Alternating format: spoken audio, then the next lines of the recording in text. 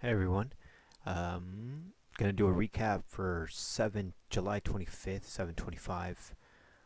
Yesterday's performance. Didn't have a chance to give a video update. Just really trying to again document my own journey.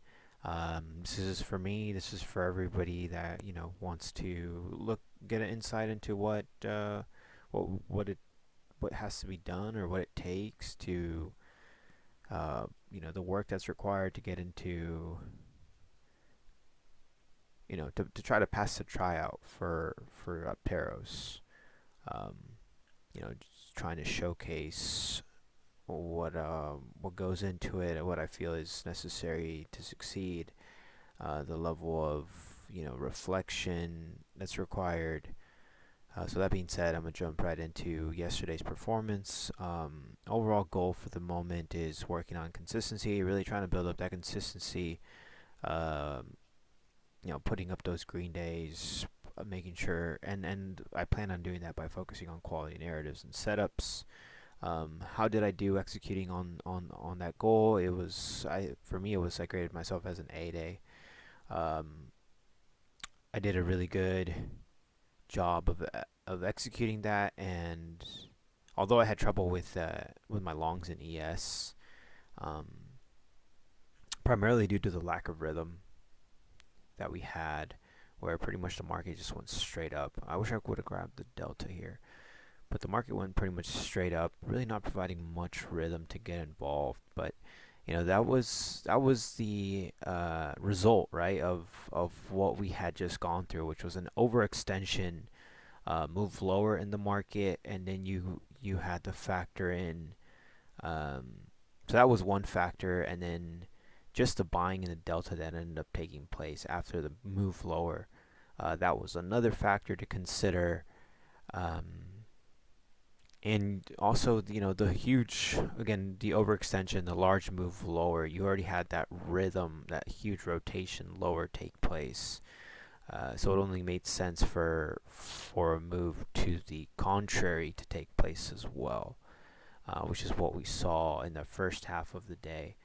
And that made it pretty, I rely a bit on rhythm, so being able to figure out when to compromise rhythm for me was difficult for this day. It's not always difficult, but just given that so many of my recent trades have been including rhythm, um, it made it a little hard for me to get on board and stay on board, as you can see through my execution of the first half.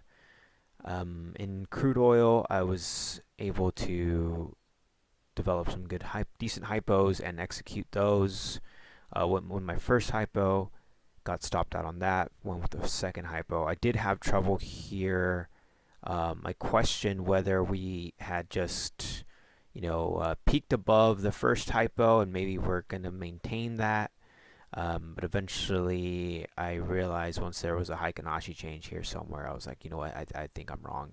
I need to move over to the other side, and I went ahead and flipped back to long. So long, short, long, and not something I like to do often. I mentioned in my overview that hopefully it doesn't create recency bias, where I think that that's okay to do, or I think I'm going to be successful by doing it again, because that's not always the case, right? It's not always a good thing to be flipping between hypos. You're not always going to be successful uh, being able to do that successfully.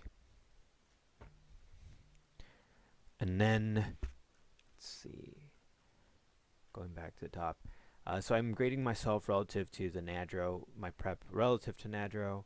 My CL prep was pretty good. My ES prep was a bit non-existent to start off the day. Kind of went off what the DMI was that was talked about in the chat room, which was we had a IPB of the yearly development area high in the ES, plus a potential rejection, a test of quarterly previous value area high.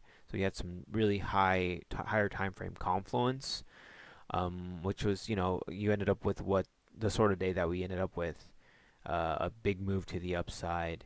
And, you still had that didn't mean that we were just going to go straight up, but it did mean that we were going to have some great opportunity presented to us. Um, and so you kind of had to figure out and adapt to the changes that would take place as the day developed. Uh, let's see, hypo quality pretty good. Hypo quality overall in CL, not so great in ES. Didn't have that clarity to start off the day with. The overall execution, uh, I definitely good execution with crude oil right now. It's been a pretty slow market in crude. It feels like it's not doesn't have that rapid change, not that high volume that I've seen it do in the past. So a bit easy to kind of get in with the turns, wait for those Heikenhashi change. Not you have time to kind of get involved. In ES, a lot more faster pace. You have to be ready to get involved. You got to be quick. Um, because it will go off without you as it did today or on this specific day yesterday in ES. It just took off. In certain points, even if you did try to like me, I try to get involved in certain periods of time where I'm like, you know what, I think this is what I'm seeing. We're seeing this. We're not gonna be seeing much rhythm here, so we better make the best of it. Actually, now that I look at it here, we had the best rhythm opportunity, which was this IPV here. That was really good. However, I butchered that as well. Struggled with getting involved. Overall, towards the end of the second half of the day, in terms of my execution, I was able to finally see something that stood out clear to me. I saw this almost one. It tested. It got close to monthly development area low, and that was a potential area to see a change, to see a shift, and that's indeed what we saw. And it was eventually confirmed by the intraday, where the imbalance up on the intraday started to fail, and into DVA high on the intraday we saw a clear failure, and I got the opportunity to short that um, in, into this run lower. I saw eventually that we had an opportunity to take a long here. I used another DVA to support my intraday thesis. That's the 2-day DVA, and right here we had the DVA-L. It's on a different chart, and that's where I got long. That's why I took this long here and had trouble executing it, had trouble getting involved, but I was able to scale and exit for the move. And that was my day in ES. In CL, I was able to scale quite nicely, and then hold into potential destination at weekly development very high. So what was great about my day was once I was able to get involved in some trades, I was able to really maximize them, except for this ES one over here where I should have held. And I think one of the issues that I had was I was scratching way too liberally. So that's a quick summary of my overall process approach, trade approach. I do mention in my overview things that kind of stood out the most. And then here you can see my stats for the day. I ended up with a 64 win percent, which is really nice. It's not every day, it's really hard to maintain. Our average, a good average is 40%. So this was really good, something to be proud of. Biggest win was almost over 8.5 R trade. Or no, actually, total gain was over almost 8.6, almost 9. Largest gain trade, right? Average, yeah. Largest gain was almost 4 R. Largest loss was a little over 1 R. Let's see. I was pretty in and out, nothing to really hold for too long.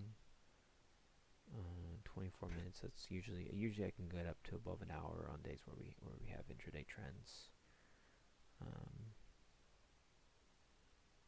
Let's see.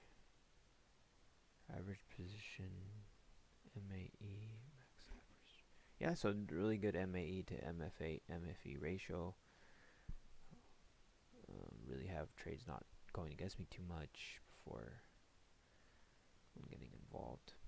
And then I'm gonna follow up with my next with the today's review, just to kind of get it out of the way. I think pretty sure I'm gonna be done trading.